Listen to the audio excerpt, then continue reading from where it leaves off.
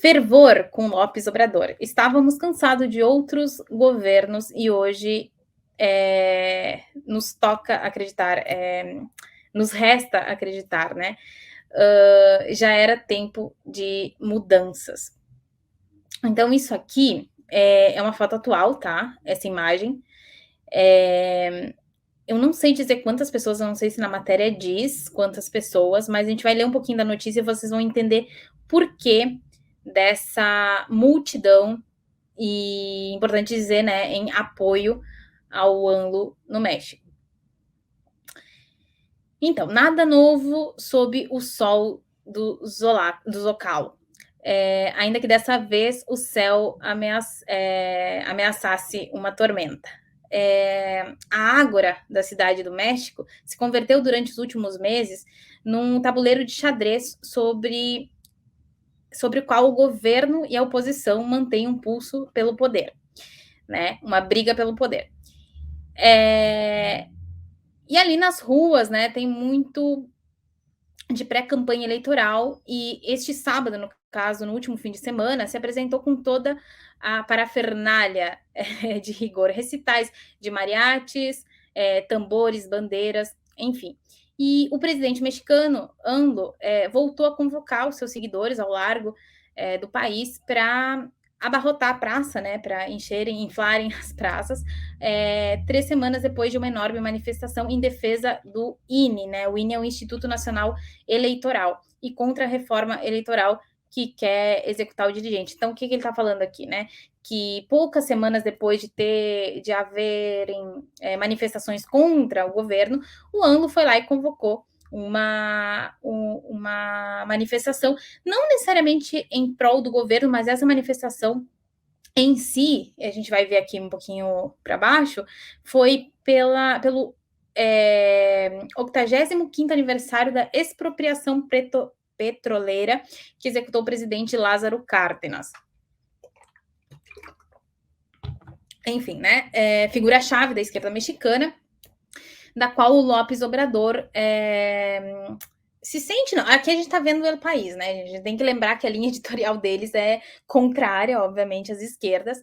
Então, eles colocam ali, né, como se o López Obrador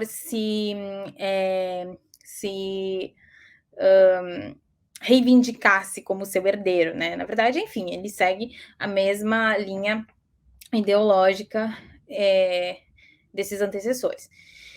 Então, aí, na prática, pouco importa as desculpas para desfilarem, tananã, tananã. Mas o que eu quero falar é aqui, ó.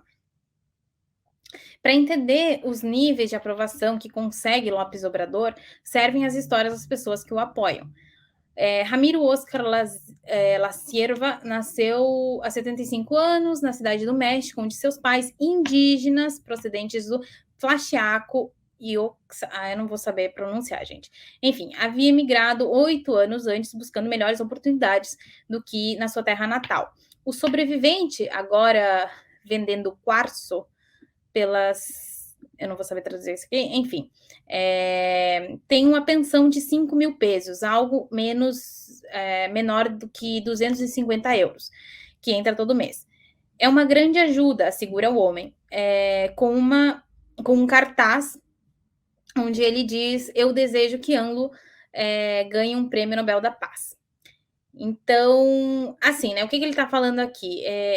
Aí a gente tem que ver um pouco sobre como a linha editorial do El País vai fazer parecer, né? Que, enfim, qual que é a grande questão aqui? Ele está falando de uma pessoa indígena, né? De origem indígena, já idosa, que conta com uma pensão do governo, obviamente.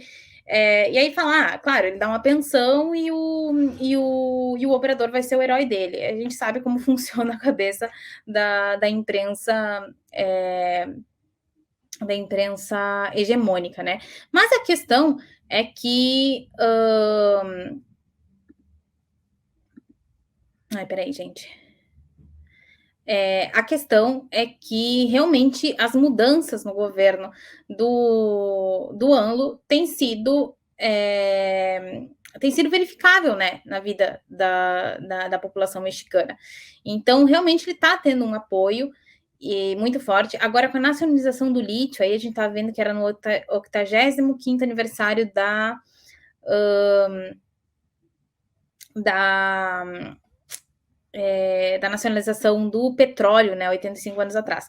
E agora com a nacionalização do lítio. E é uma política que vem tomando corpo, não só no México, mas na América Latina como um todo. Então, assim, começou com a Bolívia, né, que eles conseguiram fazer a nacionalização os recursos naturais desde a época lá do Evo Morales, e a gente sabe que a crise na Bolívia depois e os golpes de Estado que se deram foi por causa da forma como o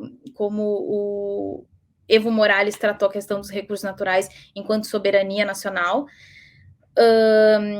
No Triângulo do Lítio, vale lembrar que Chile, Argentina e Bolívia, eles juntos comportam 60% do lítio que existe no mundo inteiro, né? A gente não está falando de 60% do território do que é produzido na América Latina, 60% do que é produzido no mundo inteiro. Então, assim, é mais da metade da produção se concentra ali.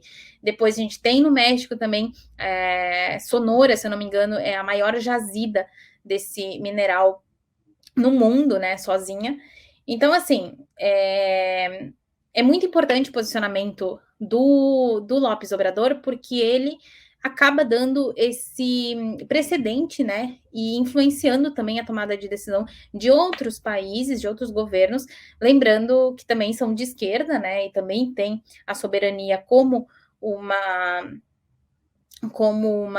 questão primordial, seja de política interna quanto de política externa. Então, é super relevante a gente pensar, a gente entender o papel do México nesse jogo, entender por que ele tem apoio popular e entender por que a imprensa brasileira, ou a imprensa, enfim, hegemônica, não aborda o papel revolucionário, pode-se dizer assim, que o México está tendo nessa nova concertação geopolítica latino-americana.